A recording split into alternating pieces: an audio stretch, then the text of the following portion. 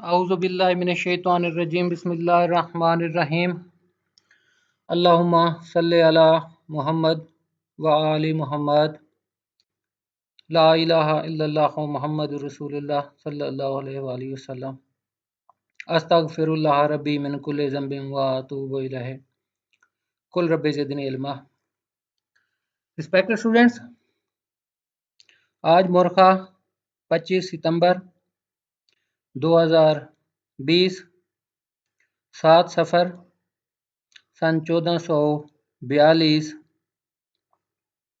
हिजरी। अल्लाह रब्बुल इज़्ज़त की ख़ास रहमत से मजमूए ताज़ीरात पाकिस्तान के दर्स को आगे बढ़ाते हुए चंद गुज़ारिशात, जिनमें इंतहाई अहम बात कल की प्रपोजिशन थी तजवीज़। बेटा आप लोगों को एक सूरत हाल वक़ुए की केसला की मदद से सामने रखी, फिर आप लोगों से जवाब मांगा। अल्हम्दुलिल्लाह अक्सरियत का जवाब ठीक था, बेहतरीन था। अब उसमें प्रपोजिशन बेटा ये थी कि एक घर में 6 अफराद मुसल्लह आतिशी, दे आल वर आर्म्ड विद फायर आर्म्स, घर में दाखिल हो गए। उसके बाद अहले खाना में से 2 लोगों को कत्ल कर दिया, फिर चले गए। फैक्ट्स ज़्यादा वसी थे, लेकिन इख्तिसार से इसलिए लिखा गया ताकि आप लोगों की बेटा आसानी हो जाए। उसमें क्रिमिनल कंस्पायरेसी को भी शामिल कर दिया गया। अब जो केस लाए ना, वो इंशाल्लाह ताला बेटा मैं आप लोगों के पास भेजूंगा। उसमें सेक्शंस थे 460, 302, 148, 149 और 120B। सारे समझ आ गए, लेकिन बंदा नाचीज़ को खुद भी थोड़ा सा अबहम हुआ कि अब तक जो आप लोगों को मैं दर्स देता रहा हूं कि सेक्शन 460 लगेगा, 302 फिर कैसे लग गया। हाई कोर्ट में बरी हो गए थे। बेटा अब जो आप लोगों से नेक्स्ट गुजारिशात हैं वो बतौर कुलीग हैं। कुलीग ऐसे बतौर तालिब इल्म, आप हम सब कानून के तालिब इल्म हैं। 2-4 दिन आगे पीछे तजर्बे की बात है। अब ये बिलखसूस इल्मी तहकीक की बात है। आज आप लोगों को एक गुजारिश है कि इस पर अपनी आरा दें मुकम्मल तहकीक के साथ, जिस पर मैं आप लोगों को दर्स देता रहा कि 71 पीपीसी की रोशनी में एक सेक्शन लगना चाहिए, लेकिन यहाँ 302 लग गया। इस पर बेटा आप लोगों को कुछ हक़ाइक़ बताना चाहता हूँ।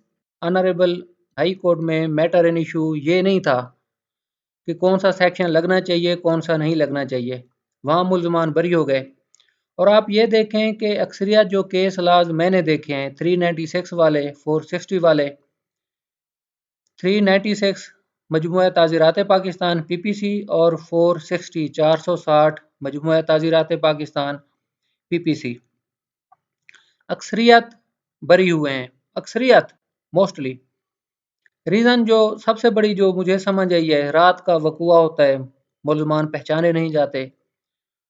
फिर जो सोर्स ऑफ इंफॉर्मेशन है वो भी सही नहीं होता, शनाख्त परेड में काफ़ी मसाइल होते हैं, इस वजह से मुल्ज़मान बरी हो जाते हैं।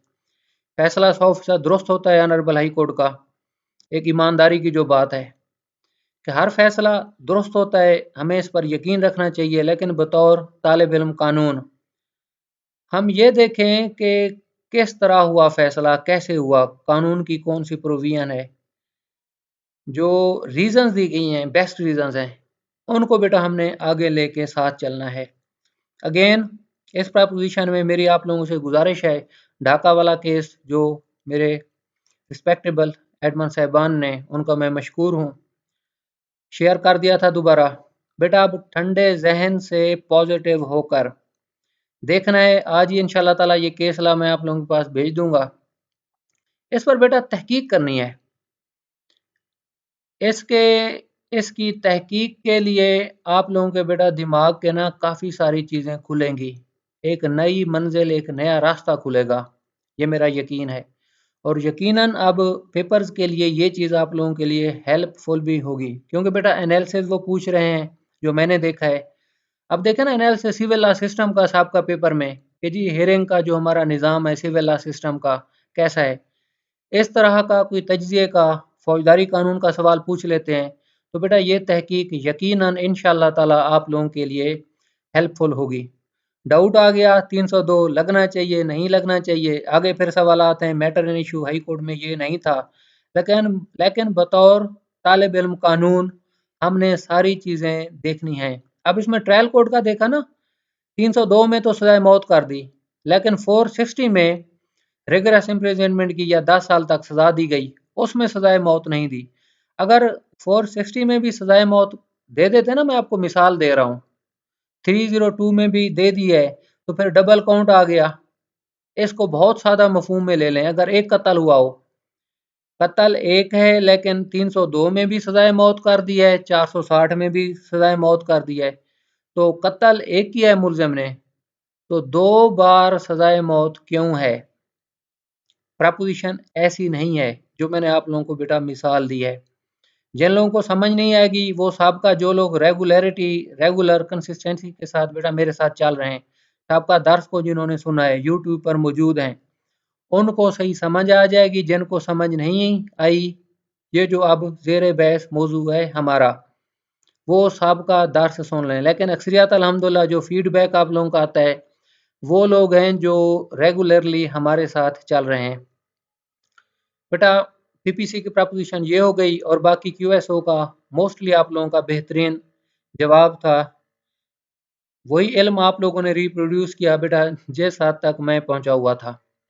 सब्सटेंटिव एविडेंस में जो मेरा महदूद इल्म है वो ये है कि कुछ लोगों ने प्रूव और डिसप्रूव का किया था, एक था या दो थे।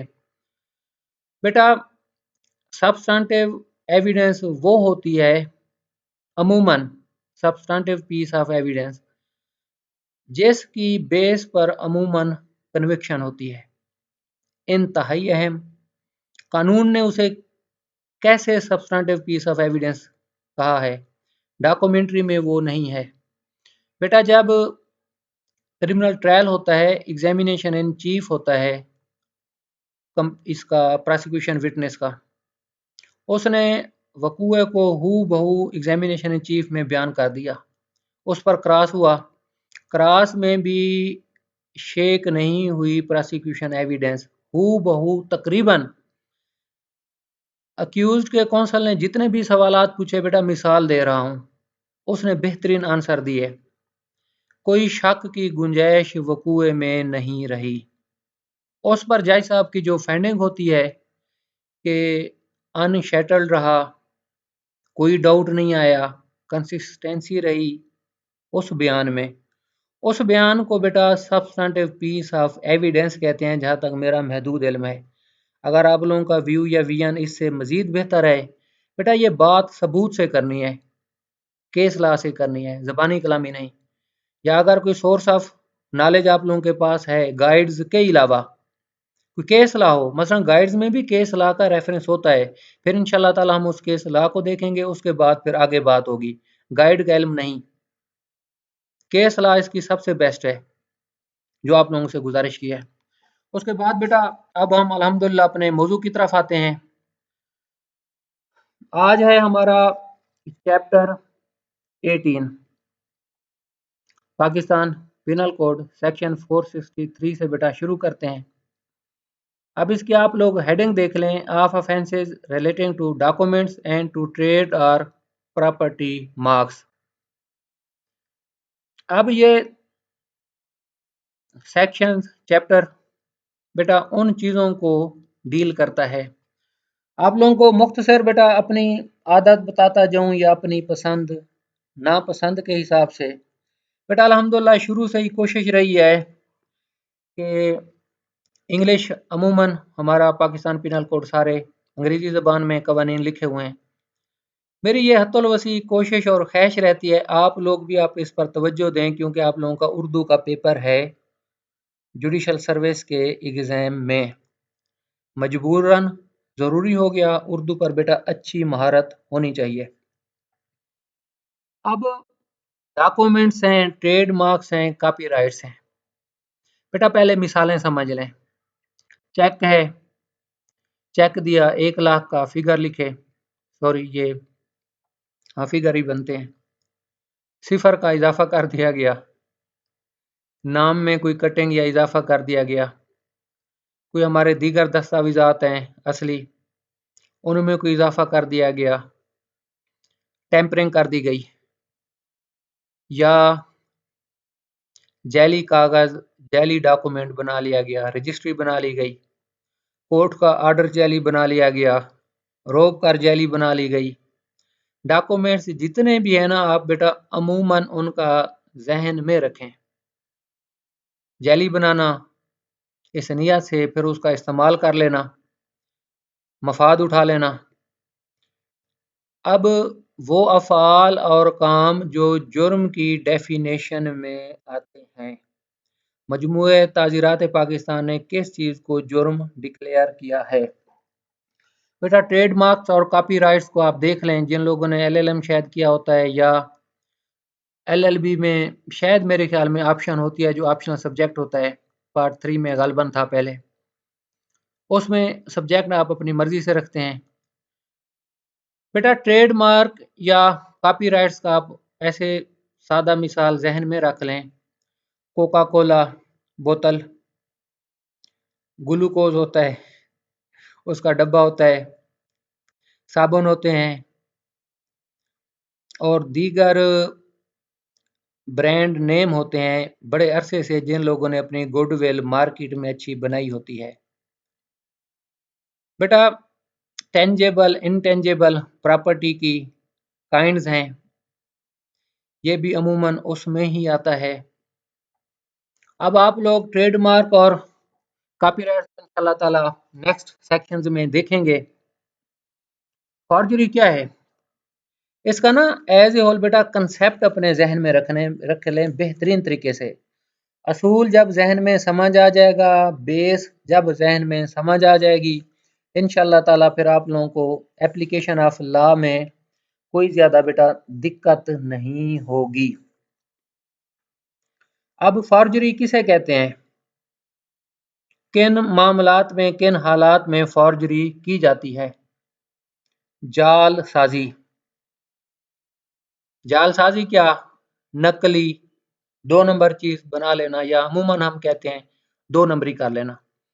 Whoever makes any false document or part of a document with intent to cause damage or injury to the public or to any person, or to support any claim or title, or to cause any person to part with property or to enter into any express or implied contract with intent to commit fraud or that may be commits forgery। बेटा जैली कागज बना लेना नियत हो fraud करने की, फ्राजुलेंट, fraud, डिसनेस्टली, cheating, सारी चीज़ें आप लोगों ने पढ़ ली हैं।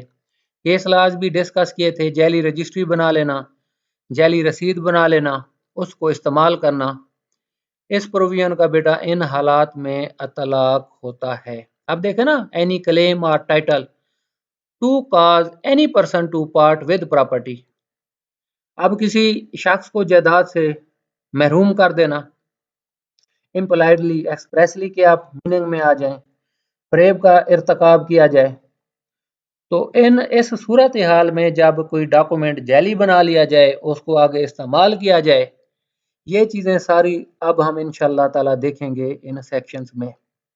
बेटा 464 को देख लें, making a false document, a person is said to make a false document who dishonestly or fraudulently makes, signs, seals or executes a document or part of a document, or makes any mark denoting the execution of a document with the intention of causing it to be believed that such document or part of a document was made, signed, sealed or executed by or by the authority of a person by whom authority he knows that it was not made, signed, sealed or executed, or at a time at which he knows that it was not made, signed, sealed or executed। बेटा ये जो anti corruption के हमारे हमारा कानून मौजूद है, provisions हैं पीपीसी में, prevention of corruption corruption act है 1945 का। माफ़ी चाहता हूँ इस वक्त जहन में सही उसका सन नहीं आ रहा। 5 सेक्शन 5 सब क्लास 2 में बेटा ये आता है। अब पता है क्या होता है, जो हमारे कारोबारी लोग होते हैं प्रिंटिंग वाले, उनसे बड़ी महारत से जैली बेटा लेटर पैड बनवाए जाते हैं और स्टैंप्स बनवाई जाती हैं।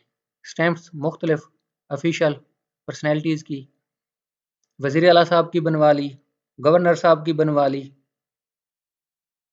इस हद तक होता है। केसेस काफ़ी सामने बेटा आए हैं। मिनिस्टर की बनवा ली, डिस्ट्रिक्ट एंड सेशन जज साहब की बनवा ली, सिविल जज साहब की, एडिशनल सेशन जज साहब की। इस्तेमाल करना, जैली रोप कार बना लेना, रिलीज़ का, हुक्म इम्तनाई आर्जी का, जैली सिविल कोर्ट का आर्डर बनवा लेना, आगे किसी महकमे में जमा करा देना, जायली पर्चा डिग्री बनवा लेना। बहुत सारी चीज़ें इसमें शामिल हैं। वही प्रिंटिंग वालों से ग्लूकोज है, जैसे हम लोग पहले इस्तेमाल करते थे, अब भी इस्तेमाल करते हैं। गर्मियों में जामे शीरी हो गया। बेटा कंपनी ये नहीं होती, नाम थोड़ा सा आप लोग देख लें, मिलता जुलता नाम क्यों होता है। मसलन कोरियर सर्विस है एक, DHL इंटरनेशनल ब्रांड है, एक है DHIL। अब मुख्तलिफ बातें हैं, कहते हैं कि जी कंपनी एक ही है, लेकिन एक उनकी झेली कंपनी सब कंपनी है DHIL। कुछ कहते हैं इसका उसके साथ कोई ताल्लुक नहीं है, लेकिन मिलता जुलता नाम क्यों है। और मार्केट में आप लोग देखें, मिलते जुलते नाम से क्यों बनाया जाता है। पेप्सी कोला, कोला के साथ कोई और लफ्ज लगा दिया जाता है, शबी तशबी दी जाती है। मार्केट में लोग आके पूछते हैं जी ये चीज़ दे दें, दुकानदार उठा के दे देता है। दुकानदार के अपने मकासद होते हैं ज़्यादा नफ़ा लेने के, आम सादा आदमी वही असल समझ के ले जाता है। या मार्केट में एक कंपनी का नाम बहुत ही ख़राब हो जाता है। मिसाल दे रहे हैं बेटा, नील, पता नहीं इसको इंग्लिश में क्या कहते हैं, नहीं पता बेटा, जो कपड़ों को दिया जाता है, कपड़े हल्के से नीले हो जाते हैं, कहते हैं कि कपड़े की क्वालिटी भी अच्छी रह जाती है, वो जैली बना लेना। अब कंपनी का असल तो बेड़ा गर्क हो जाता है ना, जिसकी गुडविल है, 20 साल से 50 साल से 100 साल से कंपनी आ रही है अच्छे नाम की, उसी के नाम से अगर मार्केट में और चीज़ें आ जाएं बिल्कुल उसी तर्ज की, उसी तरीके की। बेटा कॉपीराइट ट्रेडमार्क का वैसे नाम जहन में आ गया, इस पर आप लोग अगर थोड़ी सी तहकीक करें ना, ये हमारी कॉर्पोरेट प्रैक्टिस में चीज़ आती है। Intellectual property organization IPO of Pakistan, कभी वेबसाइट देख लेना। जिन लोगों को अभी भी प्रैक्टिस का शौक है या जो लोग करते होंगे, अब देखें ना, मसलन के आयरन लोहे का काम करती है एक फैक्ट्री लाहौर में है, लोहा उनका क्वालिटी का है, वो नाम रख लेते हैं अपने ब्रांड का। शूज़ होते हैं मकामी पाकिस्तानी, लाहौर में जैसे मुख्तलिफ फैक्ट्रीज वगैरह हैं, वो लोग बनाते हैं, कोई नाम रख लेते हैं। बेटा उसको ना वो रजिस्टर कराते हैं, कॉपीराइट और ट्रेडमार्क। अब कॉपीराइट और ट्रेडमार्क में एक मोटा सा सादा सा मैं बेटा आप लोगों को फ़र्क बता दूं। जो उस कंपनी का ब्रांड होता है ना, आप डब्बा समझ लें, बॉक्स शूज़ का, उस पर नाम भी लिखा है मसलन बाटा, और उसका एक ट्रेडमार्क भी अमूमन होता है। जो कॉपीराइट्स है ना, वो है बेटा नाम। जो ट्रेडमार्क होता है वो उसका कोई ना कोई निशान होता है, निशान। इन दोनों को वो रजिस्टर कराते हैं। तरीकाकार ये है कि जो पाकिस्तान में IPO का सेटअप है ना, जो बेटा मेरे महदूद इल्म में पहले बात थी, आज से तकरीबन 8-10 साल पहले, लाहौर में इनका ऑफिस होता था। तो जो वकला साहबान काम करते थे ट्रेडमार्क का, कॉपीराइट्स का, कस्टमर से मीटिंग्स करते थे, कस्टमर्स को कायल करते थे कि जी आप लोगों का ब्रांड इतना पुराना है, अच्छा नाम है, तो आप इसका कोई नाम रख लें। वो कायल हो जाते थे कि जी हमारी अब मार्केट में अच्छी शोहरत हो गई है, हम कोई नाम रख लेते हैं। वो फिर रजिस्टर करा लेते थे। रजिस्ट्रेशन का प्रोसेस समझें, ट्रेडमार्क और कॉपीराइट का। रिसाला होता है इनका, मैगजीन आईपीओ ऑफ पाकिस्तान का, हर महीने छपता है। इस पर काफ़ी मुझे अल्हम्दुलिल्लाह मैंने बेटा काफ़ी इसका काम किया है।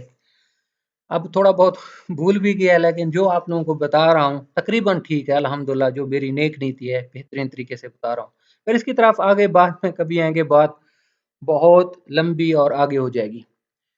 बेटा ये मेकिंग अ फॉल्स डॉक्यूमेंट क्या है कि फॉल्स डॉक्यूमेंट को बना लेना, बता दिया आप लोगों को। उसके बाद फिर इसका who without any lawful authority dishonestly fraudulently by cancellation or otherwise alter the document in any material part thereof after it has been made or executed either by himself or by any other person। अब देखें ना, documents जैली बना लिया, इसका आप concept जहन में रख लें, किसी तरीके से इस्तेमाल किया, उसमें रद्दोबदल किया या नया डॉक्यूमेंट बना लिया। मिसाल दे रहा हूँ, रजिस्ट्री बना लेते हैं, पावर ऑफ अटार्नी बना लेते हैं, स्पेशल या जनरल। इन मफहूम में बेटा फ्रॉड इस तरह के किए जाते हैं।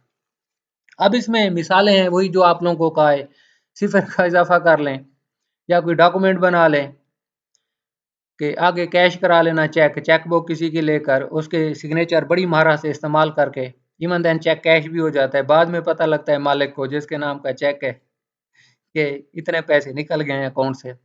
इस तरह बेटा अक्सर अमूमन तौर पर आ जाते हैं। उसके बाद है हमारा सेक्शन 465। बेटा ये है सज़ा फॉर्जरी की। Whoever commits forgery shall be punished imprisonment with the description for a term which may extend to 2 years। बेटा ये सजा में ना थोड़ा सा ज़रा फ़र्क समझ लेना। 465 को देख लेना, 468 को, 471 को। अब 466 क्या है? Forgery of record of court or of public register etc. Whoever forges a document purporting to be a record or proceeding of or in a court of justice। अब देखें ना, पब्लिक रजिस्टर है, अदालत का रिकॉर्ड है, उसमें forgery कर देना, इजाफा कर देना, नया डॉक्यूमेंट बना लेना, सारा बेटा उसमें ये सारी चीज़ें शामिल हैं। Or or register of birth, baptism, marriage, burial or register kept by a public servant as such are a certificate or document purporting to be made by a public servant in his official capacity or an authority to institute or defend a suit or to take any proceedings here therein or to confess judgment or a power of attorney shall be punished with imprisonment of either description for a term which may extend to 7 years। And बेटा इसकी 7 साल सजा है, ये है जुर्म। अब next देख लें, forgery for valuable security will etcetera. Whoever forges a document which purports to be a valuable security or a will or an authority to adopt a son। अब देख लेना इसके लुग़वी मफहूम क्या आ रहा है। वैल्यूएबल सिक्योरिटी को बेटा हमने पीपीसी में पढ़ा था, डॉक्यूमेंट बना लेना, वैल्यूएबल सिक्योरिटी विल का, और अथॉरिटी टू अडॉप्ट। अब देखना बच्चे वगैरह को अडॉप्ट करते हैं, उसकी अथॉरिटी बना लेना। अब इसके जो इंटेंशन बेटा मुख्तलिफ हो सकती है, नेचुरल भी हो सकती है कि मसलन माली मफाद ना हो, लेकिन है तो गलत बात ना कि आपको अथॉरिटी नहीं दी गई लेकिन आपने बना ली। या इसके पीछे भी काफ़ी मकासद जायदाद का रोला होता है, बच्चा बेचारा यतीम है, माँ बाप मर गए, जायदाद काफ़ी है, तो रिश्तेदार करीबी इस काम की तरफ चल पड़ते हैं। Or which purpose to give authority to any person to make or transfer any valuable security. वही बेटा जो आप लोगों को शुरू में मिसाल दी है, जो प्रैक्टिकली अप्लाइड चीज़ें थी ना, सारी बेटा आप लोगों को बता दी हैं। अब सेक्शंस को डाइसेक्शन करना, इंग्रेडिएंट्स देखना बेटा ये आप लोगों का काम है। अगर कोई दिक्कत आई तो आप लोग मुझे बता दीजिएगा। अब इसकी आप सज़ा देख लें, 10 साल तक सज़ा है। अब देखें ना, जुर्म भी बज़ाहिर बहुत बड़ा है हकीकतन, तो सज़ा भी इस लेवल की इस तरह बयान कर दी गई है। उसके बाद है बेटा forgery for purpose of cheating. Whoever commits forgery intending that the document forged shall be used for the purpose of cheating. देख लें आप, अब मैंने आप लोगों को पहले बताया 465 की सज़ा, अब फ़र्क आप खुद देख लीजिएगा।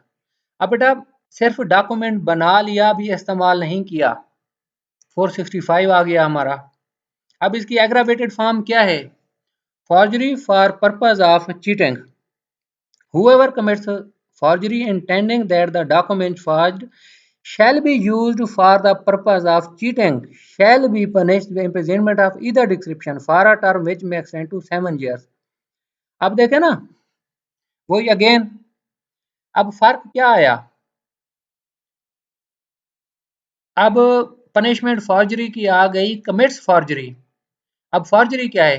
अगेन दोबारा थोड़ा सा पीछे चले जाएं। Whoever makes any false document or part of a document with intent to cause damage or injury to the public or to any person to support any claim or title। अब बेटा जाली दस्तावेज बन गई, फॉर्जरी की definition में ये चीज आ गई। आप 465 को देख लें, सजा है कमिट्स फॉर्जरी, जाली दस्तावेज बना ली, सजा आ गई। अब 468 को देख लें, forgery for purpose of cheating, क्या क्या अल्फाज आ गए? whoever commits forgery intending that the document forged shall be used for the purpose of cheating। 465 और 468 में बेटा इन अल्फाज का फर्क है। वही तो गुजारिश करता हूं कि कंसेप्चुअल बेटा इंग्रेडिएंट्स को हमेशा अल्लाह रब्बुल इज़्ज़त की खास रहमत से आप लोगों ने जहन में रखना है, फिर जाके डिफरेंशिएट सही कर सकेंगे। लाजे का भी यही असूल है, एक एक लफ्ज पर गेम बदल जाती है। मुजरिम से महरम, महरम से मुजरिम, कानून का भी कुछ बेटा ऐसे ही तकाजा समझ लें। बेटा आज इतने ही काफ़ी है, काफ़ी चीज़ें आप लोगों को बता देते हैं। मकसद सिर्फ यही है कि अल्लाह के दरबार में हाजिरी रहे। तो इंशाल्लाह ताला आप इसको मज़ीद ज़रा लेंगे। शुरू में इंट्रोडक्शन ज़रा इस वजह से बता दिया था, बाकी आसानी रहेगी काफ़ी चीज़ों को समझने में। बेटा जो आज प्रपोजिशन है इंतहाई अहम है, आप लोगों से गुजारिश करूंगा, यही रिक्वेस्ट होगी बेटा, मेरे इल्म में भी आप लोगों की वजह से इजाफा हो। गलती हो सकती है, पूरी जिंदगी सीखने का मरला है। जो पता होता है बता देता हूँ, जो नहीं होता बता देता हूँ, जहाँ गलत होता हूँ बेटा माफ़ी मांग लेता हूँ, क्योंकि तालिब इल्म हूँ। सारी जिंदगी करेक्शन का अमल जारी रहेगा। ये है मेरे पास दलील, बात है सीधी और सच्ची। तो इसका बेटा कमेंट करना है यूट्यूब पर, जो शुरू में प्रपोजिशन पीपीसी की दी है 71 पर दी है, और ये आप लोगों से सच्चा पक्का वादा है बेटा, इसका पूरी ज़िंदगी इंशाल्लाह ताला आपको बहुत फ़ायदा होगा इस तहकीक का।